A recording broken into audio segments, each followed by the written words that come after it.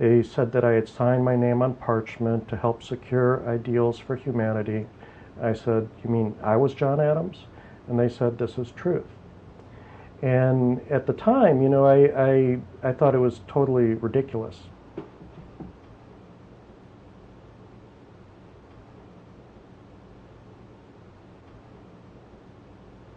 I did nothing about it for 12 years. And then at the end of 1995, out of nowhere, this booming voice inside my head said, "Study the lifetime of Adams."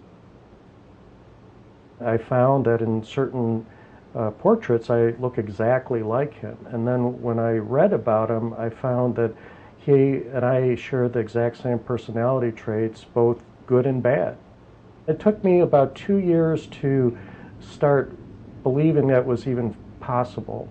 And then once I thought, I think this might be true, I thought, well, if this is valid, that this could be useful for people to understand how reincarnation works.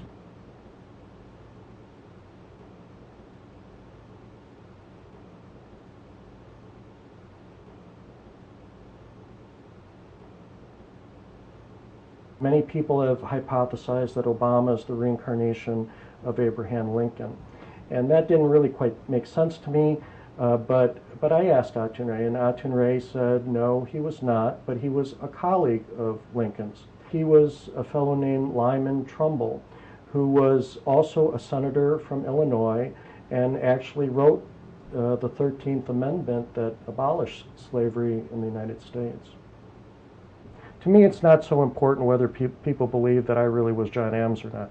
What's really important is that there are multiple independently researched cases that I stumbled upon, discovered along my research of reincarnation, that showed the same phenomenon, that people look the same, they have the same personality traits, the same talents, passions, and that's how science works. You have different people studying the same topic and coming up with a common pattern of how something works. And in the future, it may be possible that we can even prove reincarnation using some kind of biochemical measure. The real common trait that I perceive is, even though my training is in medicine and his was as a lawyer, his real passion was to create a better society through a new form of government that involves self-rule. And even though I'm a medical doctor, I have to be honest, that's not my passion. If the German people 70 years ago knew that you could be born Jewish in one lifetime and Christian in another, I'd like to make the point then the Holocaust could never have happened.